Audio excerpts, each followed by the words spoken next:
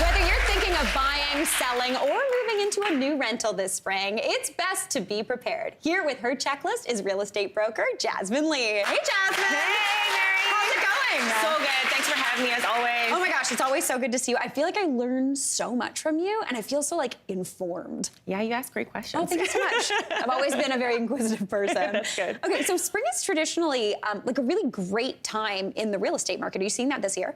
Yeah, and it picked up so early. So spring for Canadians is the prime time to be on the market. No one wants to be looking at houses and moving when there's ice storms and snowstorms. Yeah. And, coming into your home with buyers with winter coats and layers and snow and salt. So everyone loves the spring market, especially in Canada. Definitely. That completely makes sense. So you've got a couple of tips or a spring checklist to go through if you're thinking of getting into the market, moving or buying. So the first one you wanted to chat about a little bit was decluttering. Oh my gosh, the D word. The D word.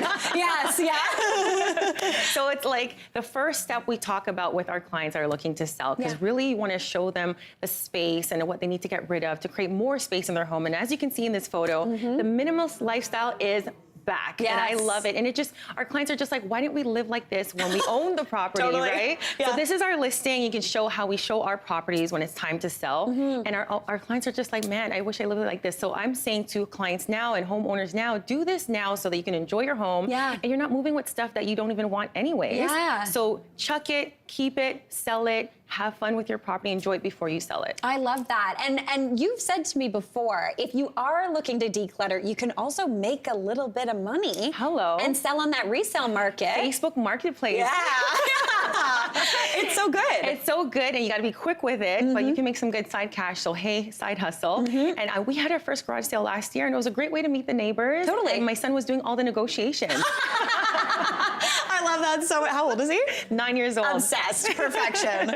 Now, your second tip is to invest in easy upgrades. That you can get bang for your buck. So let's start with painting. Yeah. So our client that we met with last week, they had light blue everywhere, and it's just freshening up with a light color, off-white, a little bit of gray, just really opens up the space, and now you neutralize it for any buyer or for yourself to just create more space in your home. Totally. That's a really, really good tip. As you can see in the photos, the before and after, there's great return on investment for clients. Exactly. And if you wanted, you could pay someone or you could do it yourself. You could do it yourself, exactly. Now, are there any other easy things to do that you could do? Painting your kitchen cupboards, because a lot of times the kitchen cupboards don't need to be replaced. They're in good condition, but the older, darker colors are out. So everybody wants to get this nice, white, airy kitchen. So if you paint it up, you can get really great bang for your buck. Fantastic. Fireplaces are a great way to paint as well. Yeah. For a great, nice, white, fresh fireplace. Nice. And we get a lot of kickback on that. They're like, it's natural stone, it's beautiful, but once you paint it white, it gets really nice, crisp, and modern feel. Totally, and people can insert themselves into your space, which is what you want. Exactly. Fantastic. Now, what about staging? Because I feel like staging, when you're selling your house, you're like, it's my house, it's amazing, it's perfect. Right? Why would I want someone to do stuff? So what about staging? So everyone knows staging, but now with the market, we were in a shift last year. It was rough. The sales were down, and some owners and realtors opted not to stage or selling it as is or vacant. Yeah. Staging is back. You need to dress your property to get the most money and to get your property sold so you're not sitting on the market like the property we were talking about. Yeah. So this is a client that we had, and their listing was on the market for about 6 to 8 months. Wow. And it didn't sell. They showed it vacant. And as you can see now, we had it staged, dressed. People can now envision themselves in this living room and how beautiful it is.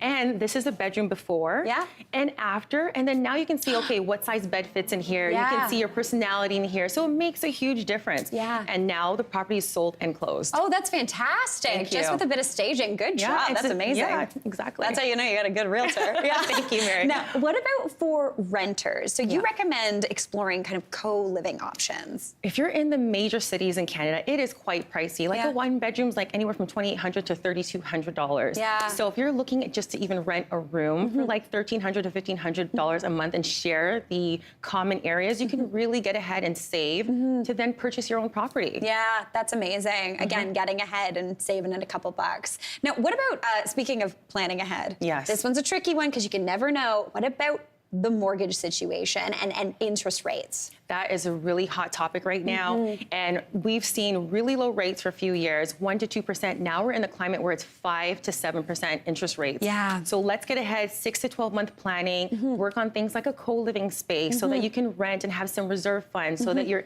insulated for these new mortgage payments, as an example. Totally. And really just look at your numbers in your budget, because some homeowners are going to have to sell because of the new mortgage rates, and some are going to be able to, weather the storm. So it's really about getting ahead and making a plan so that you can really work with the property that you have with the renewal. That's amazing. Again, planning ahead, because for a lot of people, I bought in 2020, a lot of people renegotiated, so it's coming up. Yes, exactly. Jasmine, fantastic as usual. Thank you so much. Thank you. Hey, Mary here. What did you think? Drop your comments below, and don't forget to like and subscribe for more of the good stuff.